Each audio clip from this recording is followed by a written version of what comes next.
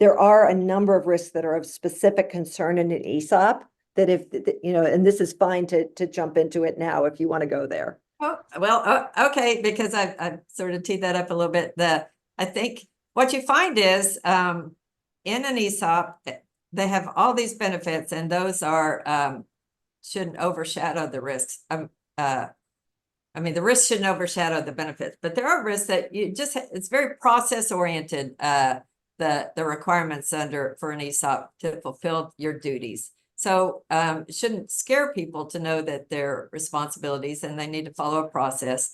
But where you get in trouble is when an employee or the Department of Labor come in and think the process wasn't sufficient, and usually it's often based on a valuation question. Did you overpay as a trustee for the stock? Were the projections too rosy? Did you hire an appraiser that somehow had a conflict of interest in hiring?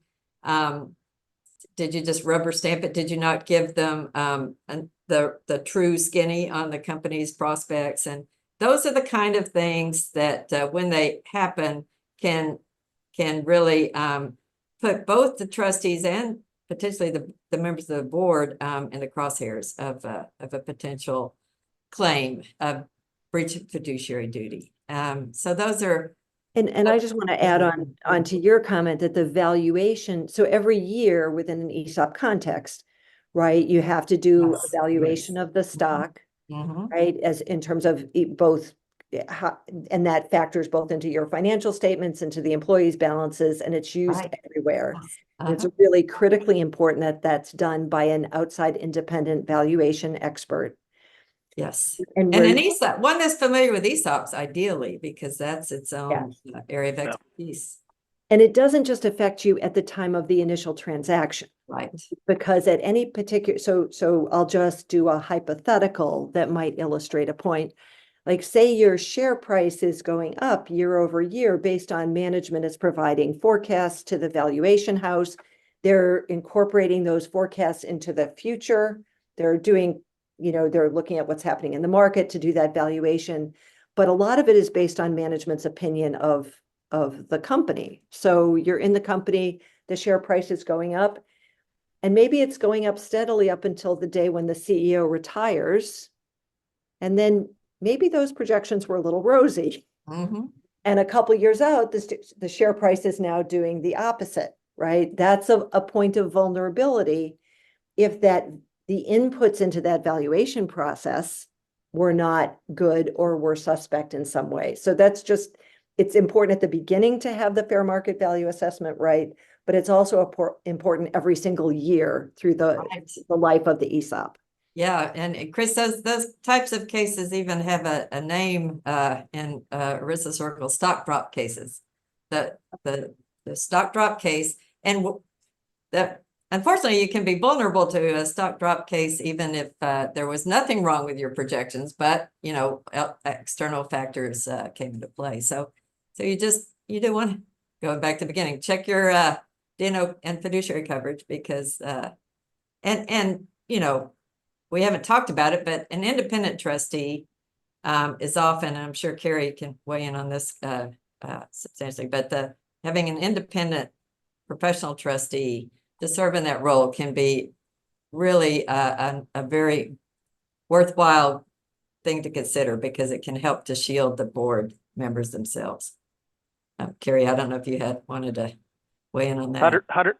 100% agree. We counsel all of our clients that do ESOPs we encourage them to keep the trustee that was part of the transaction on board. They should have that independent trustee. And just for the record, though, even though we just all gave that advice about independent or external trustees rather than internal trustees, still probably, depending on how you're categorized, if maybe up to half of ESOPs have internal trustees instead of external trustees. So it's another one of those things to look at as you go into thinking about being a director. How is it structured? What percentage of independent board members are there on the board? Is it majority independent? Is it majority inside? 80+% of ESOPs now have one outside director, but we've all been on boards where having one of anything isn't necessarily the best way to do it. So I do think there's a trend in improving governance across the board in ESOPs, like there is in many, in the rest of corporate America. So you see more and more independent, but I think that's a major factor to consider if you're thinking about joining an ESOP board, is what that governance structure is. We did have a question about compensation that I'll touch on just because I'm on that, about whether since directors aren't employees and would not necessarily own stock in this structure. I would say just from personal experience, it is possible for, you usually see some combination of fees and maybe some kind of phantom stock that tracks the valuation. So as the company gets better, the phantom stock appreciates in the same way it would in any other structure. So it is possible to, you don't have to be just a fee for service kind of board member. You can, people figure out a way to have directors participate in the growth of the company if that happens. One of the other, you talked about the valuation risk.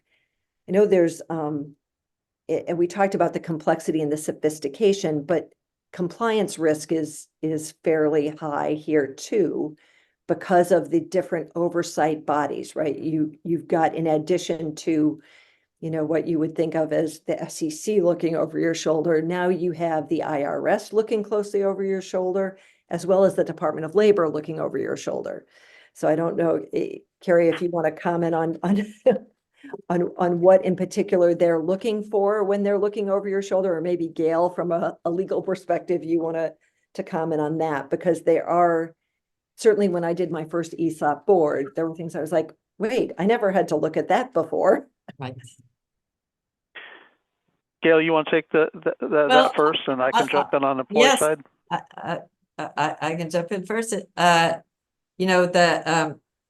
Department of Labor has an agency, the Employee Benefits Security Agency, that since almost 20 years now, they've had an ESOP national enforcement project. So that's their job, is to identify and correct violations of ERISA in connection with ESOP. So you definitely, and a lot of the litigation either is initiated by the Department of Labor, or they jump in when a employee has raised a potential violation. So you really do have, you're used, as a board member, you're used to shareholders looking over your shoulder, but here you have employees who may have a complaint and will raise it through the channels of potentially litigation.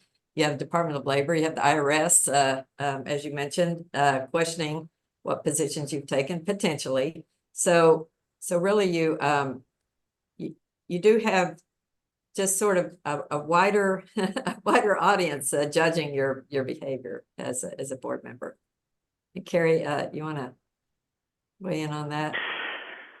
Yeah, I think there's, the DOL and IRS is not people you want to have problems with. And so, the board should take it seriously. There's all kinds of shenanigans they could do. Don't do them. Follow the plan. And I think for the employee side, to keep the DOL out of there is good communication from a great rollout meeting and educating the employees on what has just happened and what this means to them. No, they're not owners that they can now set their schedule and I'm taking Fridays off and increasing my pay, but they are owners and that they get significant benefit as the better the company does, the better they do. So a lot of the, we haven't talked really about committees on the boards or anything, but a lot of times having the board, go to the employees and having the employees, we see a lot of ESOP companies where they have an ESOP committee on the employees' behalf. And so if they don't know what's going on, then it's in their mind to just make stuff up and say, well, I think, this is wrong. I don't like this. I don't like that. I don't like what the CEO's doing. And let me call the DOL. So just proper communication. And you know what? Some of the best ideas are going to come from the field and from the people that are out on the front lines. And when they know that they have a voice and that they can benefit, I'll give you a quick example of a company, an ESOP company. There was a hot sauce company. And they have the employees, they do an annual meeting, get all the employees and educate them on how the company's doing and everything. But they'd also ask the employees, for ideas. And in this one year, the hot sauce company had big market share, and they just kind of plateaued. They just couldn't grow anymore. They had big market share and all that, and so they're looking for ideas. And so the employees, owners in there, a little lady that been with the company for a long time raises her hand and says, "I have an idea." They say, "What's that?" Increase the size of the hole. And they did. And profits went up, revenues went up by 30%. So communication, I think, is a big one. Yeah. I think that's really, I mean, the benefits of ownership and broad employee engagement, right? There's nothing that requires you to have an ESOP in order to do that. And it's so powerful. And I think once you, I mean, so it's advice for kind of any kind of company looking at your employees to do it differently. But most of the ESOPs I've been close to will have even a quarterly employee meeting. And the questions you get when you frame it as an owner's meeting are different than when you frame it some other way, right? Because people are really asking questions at that strategic level about growth in the business, about investment in the business, about are the executives, using the assets of the company well from their perspective, and how could they do it differently? And they have rights to see as owners, right? Rights to understand the valuation, right? Yes. They vote on who's on the board, right? If you have passed through voting, they can vote on who you are as a board member. And I think that's all, but both the thing to be aware of from a risk perspective, as Gail was pointing out, and that you don't want them going to the DOL instead of to you, but a huge benefit to the company itself. I did want to touch on, and someone mentioned the different committees, just as we all think about governance, just wanted to touch on the different things that the committees have to think about. And we've said them in different ways through the conversation, but if you're on NomGov, right, how are you thinking about independence, what your mix of inside-outside directors are? How do people recuse themselves if they're interested in a decision? Who does CEO succession, right? I was involved in an ESOP board where the prior CEO, bless his heart, particularly said we want to set up the governance so that the independent directors are the ones choosing the next CEO. So, but that's not always clear, right? Sometimes the outgoing CEO thinks they should, or the management team thinks they should control it. So I think that's an important consideration. On audit, we talked already about valuation, right? And how the valuation is done and ensuring its independence because the valuation is the major, thing that's risk within your financial statements of misrepresentation, right? It's often the biggest risk is actually the valuation itself. So the audit has to cascade back into the valuation.